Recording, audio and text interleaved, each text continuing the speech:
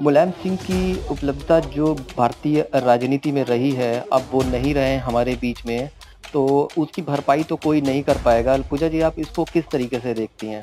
1967 से उनका जो है राजनीतिक करियर शुरू हुआ और 55 साल के राजनीतिक जीवन को जो है हम कुछ शब्दों में समेट नहीं सकते। जी। उनके जीवन की अनन्य उपलब्धियां हैं, क्योंकि राजनेताओं का जो जीवन है वो केवल विवादित और चर्चित फैसलों पर नहीं होता है।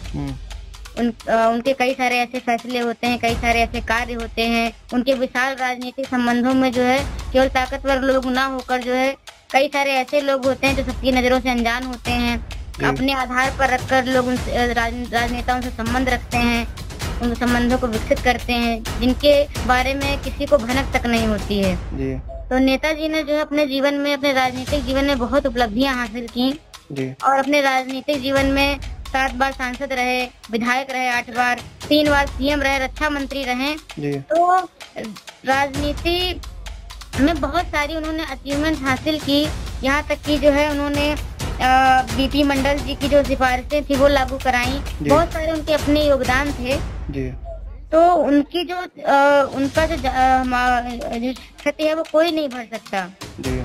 सभी लोग जानते हैं कि नेताजी सुभाष चंद्र के बाद लोगों ने मुलायम सिंह को जो है नेता के नाम से संबोधित किया और ये संबोधन उनको विरासत में नहीं मिला कभी। जी। उनके लगातार राजनीतिक और जनता के बीच रहकर उन्होंने हासिल किया है। हालांकि जमीन से जुड़े हुए थे और धरती पुत्र भी उनको कहा जाता था, तो कुछ तो बात रही होगी उनके बीच में। उन्होंने अपना जब वो राजनीतिक में आए, राजनीतिक जीवन जब वो जीने लगे, उसके बाद अपने आसपास के जितने भी लोग थे उनको वो उठाने का, मतलब उनका स्तर ऊंचा करने का उन्होंने काम किया। इसको आप कैसे देखते हैं? इसको मैं छोटा सा उदाहरण देके बताना चाहूंगी कि कई लोग का कहना है, जो लोग उनके साथ काम करते थे, उनके साथ रहते थे, तो नेताजी जब कभी जो है हेलीकॉप्टर से जाते थे क्षेत्र का भ्रमण करने, अपने प्रदेश का भ्रमण करने, अन्य जिलों में जाते थे, विधानसभाओं में जाते थे, तो कई बार जब औरैया से निकले या किसी क्षेत्र से निकले तो वो हेलीकॉप्टर से ही बता देते थे कि अब कानपुर की सीमा शुरू हुई या खत्म हुई, या औरैया की सीमा शुरू हुई या अब खत्म हुई, या अब जो है सीतापुर आने वाला है। मतलब उनको जो है पता होता था कि ऊपर से भी देखकर वो लोग वहाँ की सीमा रेखा तक बता देते थे। इतने वो जमीनी नेता थे। उन्होंने दलितों के लिए, ओबीसी वर्ग और अल्पसंख्यकों के लिए बहुत सारे काम किए। संवर्धन एक वर्ड है राजनीति में, समाज में संवर्धन, जिसका अर्थ होता है बढ़ना और बढ़ाना। तो नेताजी ने वर्ड का बहुत ही बखूबी प्रयोग किया। खुद भी बढ़े, अपने परिवार, अपने जो साथ के लोग थे उनको भी बढ़ाया। यहाँ तक कि चप्पल पहनने वाले लोगों को एमएलसी प्रमुख मंत्री तक बनाया उन्होंने। तो और बहुत सारी उनके कार्य थे। यश भारती पुरस्कार को जो है उन्होंने जो कलाकारों को दिया जाता है उसको उन्होंने लागू किया, उसको शुरू कराया।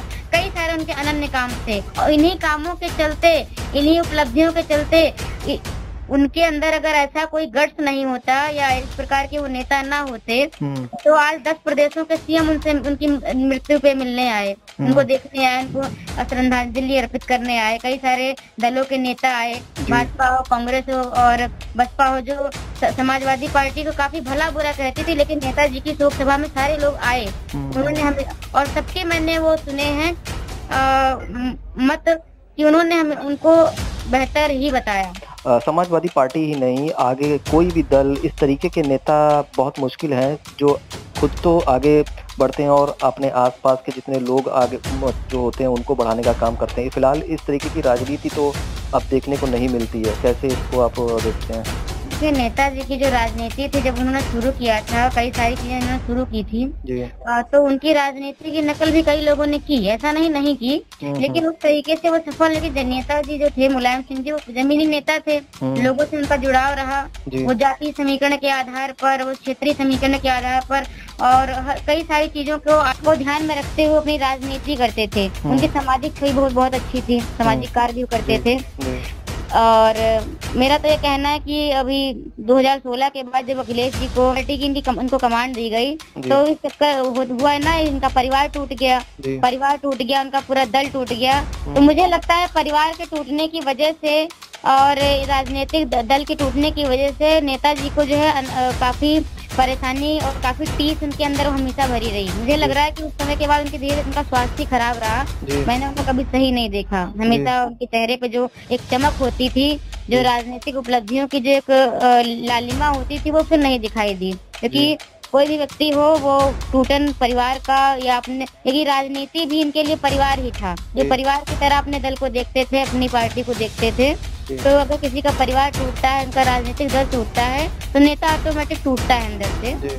तो ये सभी कारण रहे कि वो काफी बीमार रहे, परेशान रहे, जिसका खामियाजा हम लोग आज भुगत रहे। कि बहुत उम्र नहीं थी, 82 वर्ष के वो थे। तो खैर, जो भी चीजें हैं उनको वापस नहीं लाया जाता, लेकिन ये राजनीति में एक अपूर्ण क्षति है, जिसको कभी पूरी नहीं कर सकते हम लोग। चलिए, बहुत बहुत धन्यवाद, आपने समय दिया।